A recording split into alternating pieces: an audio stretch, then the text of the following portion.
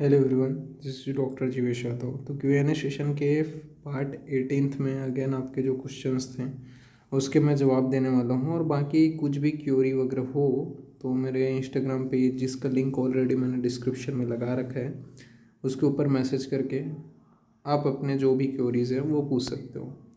Now start करते हैं आज का पहला क्वेश्चन। तो इन्होंने पूछा है, गुड इवनिंग सर, मुझे राजस्थान स्टेट काउंसलिंग से पीजी सीट अलॉट हो गई है।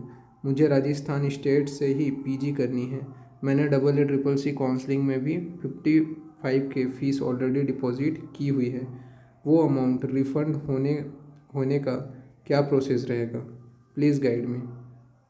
देखिए, अगर आपने फर्स्ट राउंड की काउंसलिंग EEEC की अटेंड की थी, ओके, उसके बाद में अगर आपको स्टेट काउंसलिंग के थ्रू राजस्थान की जो सीट है वो अलॉट हो गई है, तो आपको क्या करना है, फ्री एग्जिट ले लेना है फर्स्ट राउंड की काउंसलिंग से। ठीक है, आपको वहाँ एडमिशन ही नहीं लेना है, कुछ नहीं कराना है, वो ऑटोमेटिकली जो सीट है वो आपका क्या है, कैंसिल हो जाएगा। ठीक है, फ्री एग्जिट ले लिए।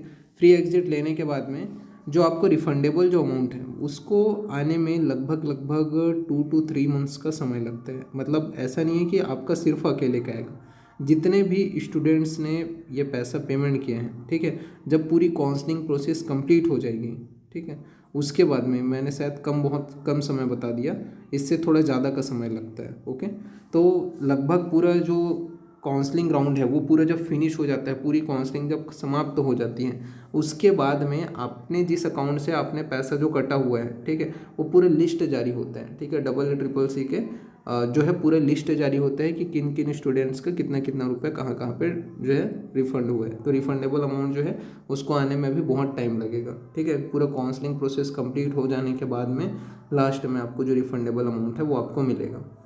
तो आप फ्री एग्जिट ले लिए हो, ठीक है, फ्री एग्जिट ले लो। और प्रोसेस में वही है कि फ्री एग्जिट लेने के बाद में वेट करो।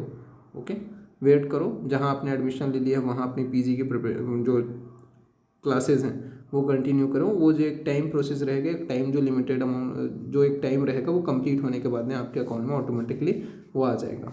ओके, क्रेडिट हो जाएगा। नाउ नेक्स्ट क्वेरी की ओर अपन आगे बढ़ते हैं। तो इन्होंने पूछा है, sir all India rank 6330 and EWS rank 836 है, any chances government PG seats? बिल्कुल चांसेस हैं। ओके, बट स्टेट काउंसलिंग में EEEC में बहुत कम चांसेस हैं। स्टेट काउंसलिंग में चांसेस रहेगा कि आपको सीट्स अलॉट हो जाए।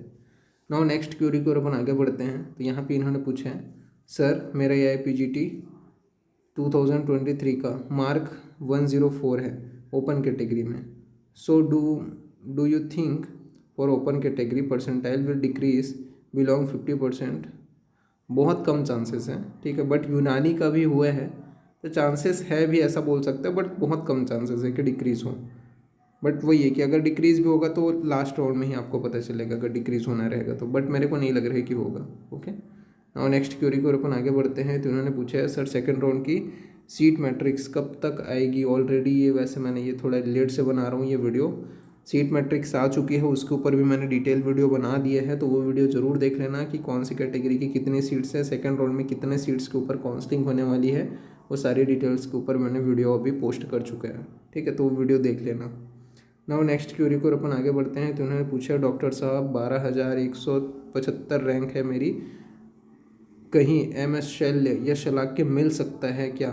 यूपी से हूँ, SC कैटेगरी में।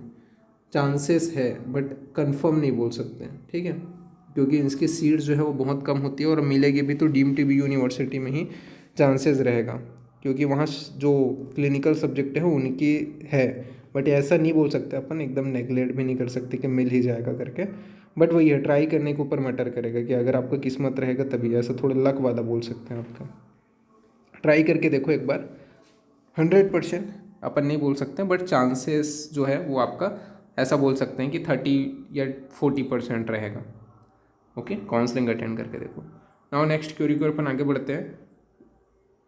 तो इन्होंने पूछा है, सर फर्स्ट राउंड में कॉलेज अलॉट हुआ है और रिपोर्ट भी कर दिया, और अपग्रेडेशन के लिए नंबर के लिए नहीं किया, फिर भी सीट मैट्रिक्स में वो सेकंड राउंड के लिए वो सीट क्यों शो हो रहा है? देखो, ऐसा होता है कई बार, क्या होता है, जैसे कि ज़रूरी थोड़ी ना है कि एक ही सीट हो उसका। ठीक है, आपने प्रॉपर देखा नहीं होगा फर्स्ट राउंड की काउंसलिंग का लिस्ट, उसमें क्या पता 2 सीट्स हों, 3 सीट्स हों या 4 सीट्स हों, ठीक है, एक ही कैटेगरी के लिए। तो ऐसा भी हो सकता है, इस वजह से वो शो ऑफ हो रहा हो। तो ऐसा ज़रूरी नहीं है, आपने रिपोर्टिंग कर दिया, आपने अपना सारा डॉक्यूमेंट्स कर दिया, आपका एडमिशन कुछ नहीं होने वाला है, ठीक है।